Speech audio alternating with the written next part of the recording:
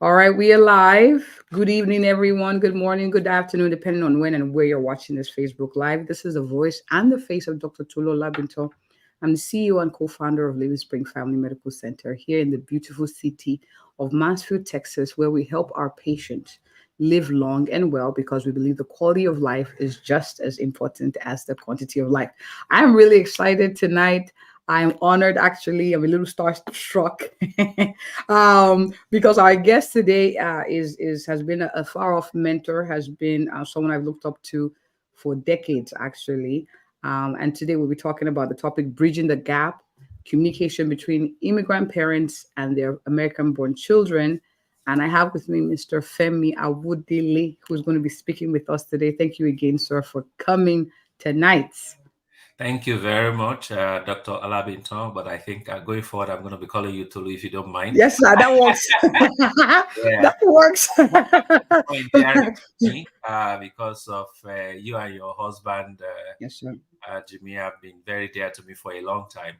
Yes, sir. So yeah, one of those I will call you young couple who is dear to my Yes, sir. heart. So thank you Yes, for sir. what you're doing. Yes, sir. Yes, sir. Thank you. Thank you. Thank you. Now, for those who are watching, who are wondering, well, who's he? Why are you talking with him? I just want to give this a little bit, context. I've seen this play out a lot of times between parents and their children, and I can relate to some of the struggles here. So we had him come on to come help answer questions that could help bridge that communication gap. But sir, if you don't mind, can you introduce yourself? Who are you and what do you do? Okay, well, I'll give you the short version so that we can get into the topic real deep. Yes, sir. Um, I'm, uh, my name is Femi. Originally from Nigeria, married 31 years. My wife is first generation American, so my kids are second generation. Met my wife in college in Nigeria, and I came here. It's been some journey. I was in logistics, and then 97, I asked my wife for divorce, and um, that led to me going into marriage ministry and Mm. family and marriage ministry full time in 2000. So since 2000, I've been speaking, talking on marriage, in writing books and writing about marriage. Um, Over 60 countries so far, 16 books. I have just finished 2 books, getting ready for publication next year. So I'm excited. And yeah, so that's who I am. I'm a father to 3 children, 2 biological, 1 adopted, and both know the Lord and both have found the Lord for themselves, not just what mommy and daddy taught them. My wife is also a family physician like Tolu, and but she's no longer a clinical doctor. Mm. She now push paper, and I love it. She loves it. So no more calls. She's now a director with NGS, a subsidiary of Elevance, formerly Anthem, and Mm. so that's fun. So that's who I am. Awesome, awesome. So, sir, why do you do what you do? Because you talked about, at some point you were on the verge of divorce, and Yes. now you're doing this where you're talking about marriage. Why do you do what you do? Is there a story as to why you chose to do this? Oh yeah, there's a story behind it. There is the story behind it is that my marriage almost ended in December 97 to be exact. 5 years into marriage, I was tired of it, and I went to God. I was born a Christian, raised a Christian. I knew God personally since '89, and I knew God hated divorce, but I was tired. So I did what all men has done. I went to God and said, "The woman you gave me." And God said, "Okay, the woman I gave you, yes, but you got problem too." And God started to reveal to me, and that led to a book I wrote called The Enemy Within, which Mm. God revealed to me that I was a problem in terms of my own problem. And God gave me Galatians 2:20, and that is actually my life verse. And from that, 98, 99, God healed my marriage. And while still in corporate, I started to help people. So that's Mm. kind of where I started to help people, started to tell people, hey, why don't you bring a group of people together? I will help you start a group. And before you know it, we have 22 groups across the world. And yeah, that's what happened. In 2000, I went full time. Hmm. God himself just showed up big time. I wrote my first couple of books. One of them particularly just went crazy. It's about marriages of diaspora Africans, of African immigrants, how the struggle between Hmm. while we are back home and while in diaspora. And that book just put me on the map, so to say. And then at that time, there was a website called Nigeria World that every Nigerian used to go to read, or African actually. And that site also put me, uh, uh, Hmm. kind of put my name out there. A lot of people know my name, but they don't know me. So they think That's they fair. know me, but they don't. Yeah. That's So, fair. That's so that's fair. kind of so that's kind of that's kind of how I am. I have spoken a lot across Hmm. America. I think I met Jimmy. I don't know if you were there, but I met Jimmy, like you said, decades ago now. Hmm. Speaking to a group of young people. I think CAC Hmm. That's denomination. so. Yeah. Yeah. And by the way, most of them are still close to me today. That's so interesting. Very interesting. Most of those couples, they are now daddies and mommies, and Of course. yeah, but Decades. Yes. I'm still Hmm. most of them are still close to me. So that's interesting.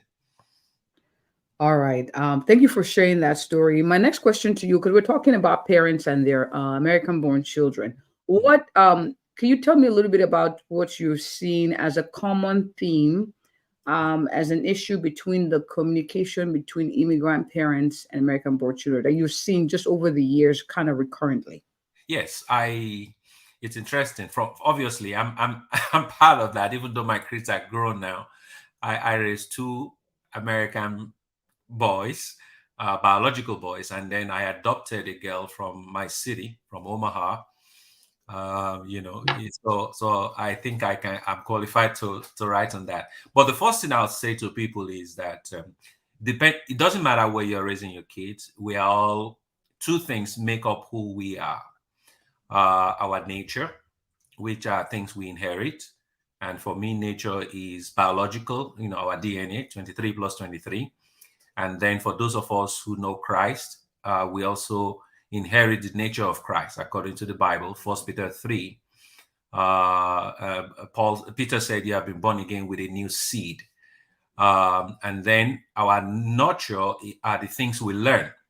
So each society has their cultural norms, cultural things, acceptable cultural norms. The thing with culture is that culture change with time. But for those of us who grew up in Africa, the cultural norms or the nurturing regarding raising a child is extremely different from raising Mm, a child in a Western country. And yeah, so I think many of us have problem because we are trying to raise kids in this environment with the nurturing of a different environment, and then we have a problem. And then we have a huge problem on our hand. And unfortunately, many are still not getting it, or many are still not understanding it. So the biggest problem is really one generation trying to impose how they grow up in a different environment, in a different culture, with to a kid being raised in a different environment and different culture. mm. So should I continue? Yes, Oh, sir. okay. So basically, if I can give a kind of more detailed Example. example on that, um, it's so for instance, when you're growing up in Africa, um, when elders are talking, you keep quiet. You keep Mm, quiet. I remember as a young man, my grandpa, my maternal grandpa was talking, and I talked, and and he said, "Bombastic element. I'm talking and you're talking." So he's so the thing is that in that generation, you do not talk except you're talked to. Now it was a little bit different with my dad's generation, but generally you don't talk, and generally mm, your parents don't explain anything to you. They don't. They just tell you, go do this because I said to do it. Do it. That starts from the school you go to. It starts from the what course you do in college. It Right. starts whatever. They just tell you what to do. They take you somewhere, and so that's our culture. And there's a reason for that, because our culture. It doesn't mean it's bad. It just means that marriage to us is a family affair. Um, People might not know this. In the Jewish culture, they live very close together, and Mm-hmm. they have family dinner every Friday. So that is the kind of culture. But when you come to this culture is very, very individualistic. This culture is very, very just everything is far away. Marriage is between two people, not family. Right. Everybody is me, myself, and I. Yeah. And so there is that pressure, and unfortunately an African parent still wants to tell the children, because told you, Said so. and because I say so, and it's not working, because the kids want to know why. Right. Yeah, they want to know why. If you tell them eat chocolate, eat vanilla instead of chocolate, so why, mommy? And then we are offended because they say, why, mommy? And many of us, I hate to say this, we are also ignorant of the environment we live in. We there's a scripture that many of us like to quote. The descendants of Issachar, who knew the time, Yes. and not just know the time.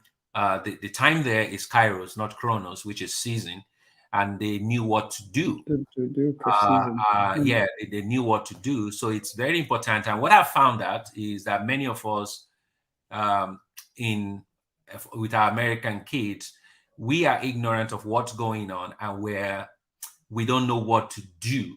We really Mm. don't know what to do. We believe a lot of the things we read. I remember working with so Omaha, where I live, has a large population of refugees. We Okay. are we are very big on refugees, and over the years, I've been helpful to that. There was a time the police invited me to help them with the Sudanese community. And Right. then there Right. was a time that Nepali Bhutanese people also, I had to get involved because of some of the things. And, many of the parents, what they were told is, oh, you can't spank your children because they will call the police on you. So there's a lot of ignorance, um, and even among educated Africans, because we don't know the time, we don't know the season that we live in. We don't So understand it. Yes. so knowing that, and knowing that a lot of times how we are brought up informs how we parent. Yes. And we know how we turned out. We are Yes. rugged. We are, are there tips on how to encourage parents to start to see that you are not we're not communicating well with the kids. Yes. They don't understand what they have done wrong because they're not living where we lived, Yes. right? Like I remember growing up, you don't look an adult in the eye. Yes. It's considered almost like you're challenging them. And Yes. so coming here, I would look down and I was looked at someone who had poor self-esteem because I couldn't look in the eye. And so it seemed a little awkward. So how do we start to encourage this kind of dialogue where we're not saying that how the parents were necessarily brought up poorly, but we're saying we're in a different, it's like you are moving from ocean to land. Yes. How do we start to broker that conversation, that So dialogue with the yeah, parents? that's that. Yeah. So the important thing for us to understand is that, for me, again, I'm speaking from the angle of being a Christian. Right. The It's very important for us to understand that wherever we live in the world, biblical principles of parenting is still biblical Right. principle of parenting. So whether we are back home in Africa, or we are here in America, or we are in Australia, wherever we live, biblical principle is still biblical principles. And so that's the first thing. And then, so what's important for us is to find out what those biblical principles are. So, Mm. for instance, when I was raising my kids, now I have adult kids who are all grown and all gone. Um, I knew that I love the way I was raised back home because you're rugged. You, like you said, you know. Mm. But I also realized that a lot of things were not done right. So when I married, I told my wife we are going to do it the way the Bible says it. So for me, I don't know what that meant. Okay, but Right. all I knew was I was going to raise godly children. That was the one command that God gave, and that by golly, I'm going to do it. So That's what right. we did was thank God for Dr. James Dobson. My wife and Mm. I, we were Yes. 3 years into marriage without kids. So we read all Dobson's book. And we read his books, we read, and we came up with our own thing. So from there, I decided I'm not going to raise kids that I tell them what to do. I'm going to raise critical kids who think critically. Okay. And Africans don't like to raise kids who think critically because that means you are challenging them Mm. to challenge you. Authority. Mm-hmm. So, for instance, when my kids were growing up, we had weekly by family study time. We didn't do daily. We did weekly. And our week, if you visit our weekly Bible study, you would think we were fighting. And yes, and that was by choice, by the way. I encouraged them to say their own. My older Speak your one was the mind. quiet one, and he will keep quiet. And I would say, no, you're not keeping quiet. Absolutely not. Because his mom is very forceful, his brother is very forceful, and he will keep quiet. I'm like, no, no, no, no. They're gonna say their own, and you're gonna say your own. And I pushed him. And everybody, it doesn't mean your opinion is wrong or your opinion is right. Just defend your opinion. That's all I want. And at the end of the day, we will come back to what does the Bible say. I remember my daughter-in-law coming to our conversation, and the first time she did a devotion with us, and after we finished, she asked, now her husband, uh, is that how you guys do devotion? My son, her husband said, yeah, that's normal for us. And she said to him, oh, gee, if it was my family, we wouldn't talk to each other for 1 week after that. So for us, we encourage Openness. openness. We Yes. encourage share your own opinion. Your own opinion, as long as you're thinking critically, as long as you bring it up. That's one thing. Then the other thing is that we had family time. We eh, we call anybody can call family meeting, which is something you didn't grow up with. So in my house, anybody, the kids can call family meeting. They can call whatever they can. So that is something I encourage. Then in teaching, in going to, uh, uh, I'll share another one. So when we were growing up, I tell my kids, one thing when I was growing up, we learned that an adult is the one that has the most wisdom, has the most intellect, and has the most experience and all these things. And I said, that is not scripture. That is not true. You, as my children, you have areas where God has given you that is better than me. My first son, for instance, is a nerd. He's a valedictorian, laude, whatever. Today, he's a data scientist doing very well. And so I told him, I said, God has given you this gift. It's a gift. Mm. Okay. My job is to help enhance it. My youngest son is gifted in music. He's gifted in singing. He's gifted, he think is the next best thing after Zeus, but that's fine. So you encourage each child in their own thing. You don't compare children. You have them trust you to have conversation. Your children live in a generation, in a season where they have to trust you, and it's not as bad today as when I was raising my kids. Or how do I say? It's bad today is what I'm trying to say. For those of you raising kids now, I really, really pray for you every day. It was bad when I was raising my kids, but it was also a deliberate effort to import, to let them share, to get to know them, to talk to them. I used to go to my kids' school. I would just show up. I don't tell them I'm coming. I'll show up until they are in high school. After a while, they got used to it. They didn't like it initially. Daddy, what are you doing here? But I did. For my kids, we did BSF because I learned very quickly that the children learn the most. They store the most in their brain, in their hippocampus and amygdala between ages 8 and 11. So for me, those formative 8 and 11 Formative years, days. my children were in was something called Junior Bible Quiz. They were in something called Bible Study Fellowship, which is still there. And they went to camp. They went to Christian camp. Wow. We went to a Wow. camp called Kanakuk Camp. It was expensive, but at that time, that was priority for us. So we recognize each child, and we never compare children. That's Okay. another thing African parents do. We don't, yeah, we don't, That we that never compare children. That is true. I wanted to highlight some of the things you said because we've dropped a lot of gems here that I wanted to kind of highlight as Mm, ways to bolster that communication or close that communication gap. One, encouraging openness, where you have you create avenues for your children to express themselves without feeling judged. And sometimes you have to what I call swallow saliva.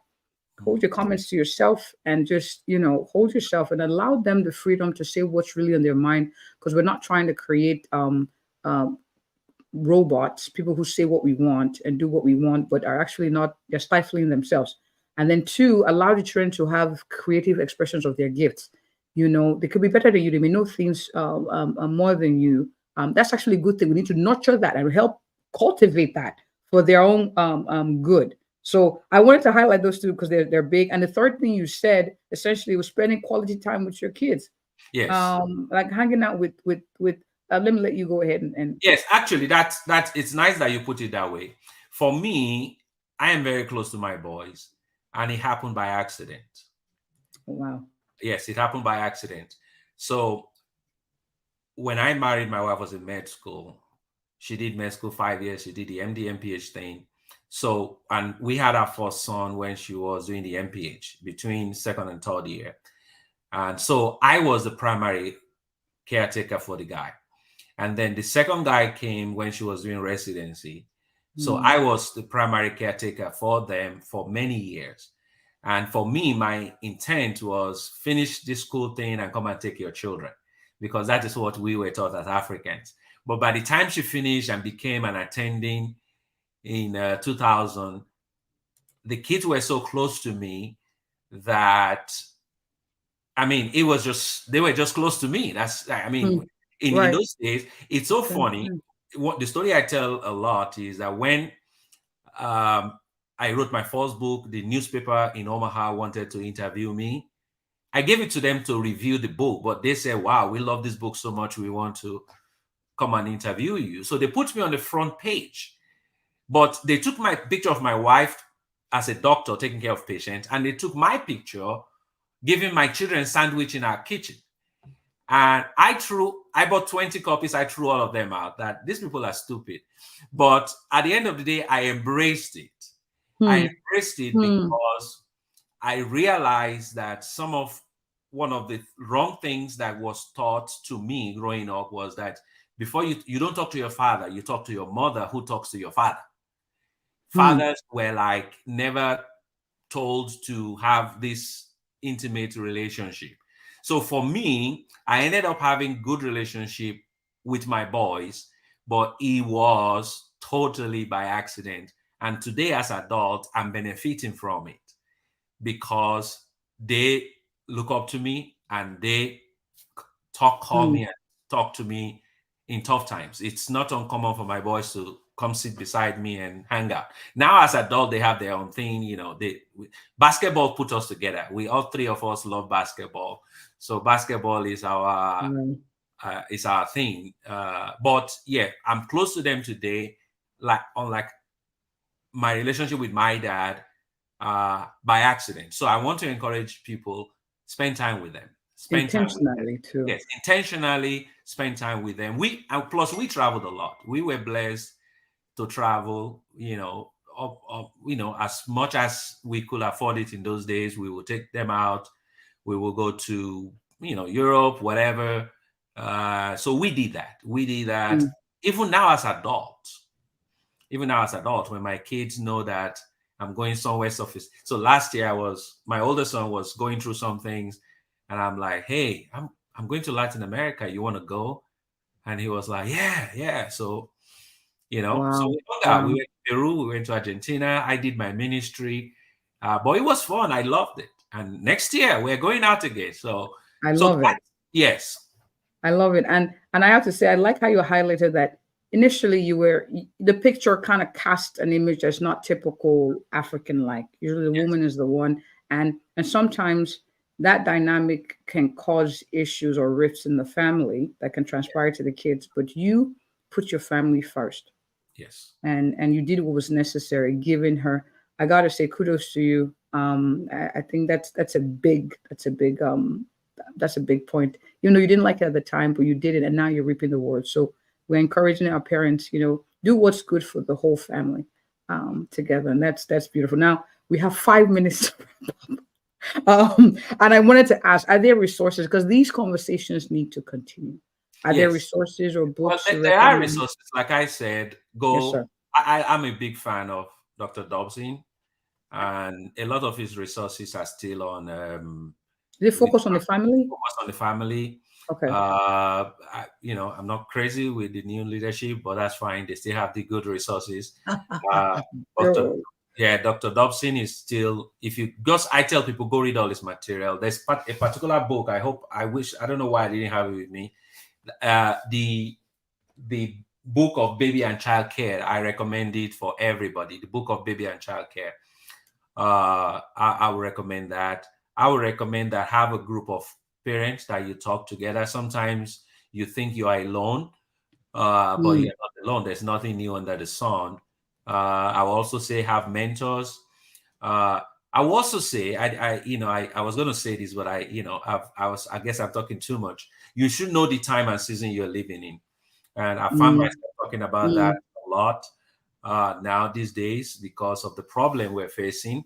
We live in a time, an era of postmodernism, an era where um, the dominant norms of this culture is anti-God, and I will encourage everybody to be there with your children, even up to college, yes. even up to college. My son, as a third year in one of the colleges, I was going to say the name of the college, did a cognate Mm, on cultural anthropology, and basically it was an anti-God class, and I yes. had to go through the class with him. Basically, we discuss after every week after the class. So you still have to nurture that, but at the end of the day, teach your children how to think. The resources are out there, all these days. But the most important thing in communicating with your children is be their friends. There's a season for being a parent where you correct them. I'm a big believer in corporal punishment, but not after a certain age because it's useless after a certain age. And you do it. That's why I love Dr. Dobson. He gives us how to do it. Uh, Mm, and then, again, we don't have time. I will have gone into it with you. And then and then trust God. Proverbs 22:6 says, once you have raised a child in the way according to his bent, is what the Hebrew of that means. Raise a child mm. according to its bent, and when he or she is old, they would not depart from it. Depart from it. Yeah, they will. So if you've done your job, they will come back. I They'll promise. come back. They'll come back. Wherever they go, they'll come back. I'm one of those. My adopted daughter, came to my house. I know I said 3 kids. I have an adopted daughter, lived with us 8 years, went away, prodigal, but she's starting to return. She's starting to return. She literally was a prodigal who got to somewhere and said, what the hell am I doing? And came back. Not to my Mm, house, but she realized there is a God, the God that my parents introduced to me. mm, mm, mm. So And I love how you literally, talk about yeah, fanning the flames and nurturing your children's love for God, having those discussions, um, um, you know, and creating and nurturing conversations around a relationship with God, so they can know God from themselves. I have exactly. someone who's asking me questions. We have literally 1 minute, but she asked, and great question: how do you bridge the gap when it comes to household expectations, such as chores, specifically for the girls? It's a very good question, sir. What would you say to Yeah. that? So what I'll say is always, whatever you're going to tell your kids, make sure you are together, husband and wife. Don't fight each other. So make sure you both agree what chore are we going to give A, what chore are we going to give B. Uh, what we grew up with was men don't come to the kitchen, women, your job is kitchen. I don't think that. Even I was not raised that way. So let's decide based on age, based on the child's interest, what they will do. But it's very important that husband and wife agree so that you are not sabotaging each other with the kids. Mm. So that's what I would say. You and your husband, you and your wife agree, and then give the house chores. Don't pay them for house chores. Pay them, give them money for something else, but not for house chores. You're teaching responsibility. And one of the things I'll add to that is, make it also quality time. So when we're chopping vegetables together, we're listening to music and we're like, hey, did you like that clothes? So it's a batch it with something that they would like, maybe spending time with you to encourage that. So of course you have to be in the mix too. But this has been so good. You didn't mention your books and your resources. So I'm going to ask yourself, Yes, I am where sorry. can people find you? Go if you can find me, just find me, just Google my name. I have a website called christiancouples.org, but I've probably not been there in a long time. I'm everywhere. I'm not very good with promoting myself. My books are, if you look at my name, my books are on Amazon. You can buy them if you want, if you're going to read them, because some people buy it so that they want me to sign it and put on their shelf. Are But you on Audible? Because people can listen to books now. So people yeah, have I no know. excuse. I know. I think the publisher that I use have some of my books on what people listen to. Yeah. Yeah, so I'm sure some of my books are, not all of them, but some of them. Yes. Awesome. Awesome. This has been very good. We're going to have to do a part 2, part 3, part 4 as the new year comes in, because these conversations, we just scratch the surface, sir. But I really want to appreciate you for coming, for sharing your wisdom, for encouraging, for empowering men, women, and children, teenagers, just based on this dialogue today. Thank you so much, Uncle. I appreciate you. Thank you so much, Tolu, Dr. Labinton. My regards to my dear brother, your husband, and the Here, kids. here. Next time I'm in your neighborhood, I'll stop by. Please, please do, please do. And Yeah. thank you all for watching. I really want to shout out you asked that question, Shika, that was a good one. Thank you for those of you watching live and replay. Please share this with family members who could benefit from this conversation. We can impact a generation for God and for their own lives. Okay, we raise good children, we raise good adults, we raise good families. So that's how we pay it forward. So have a good one. If you're looking for a good doctor in the Mansfield, Texas area, I am she. I'll go have a good night. Thank you. Bye. Bye. Bye.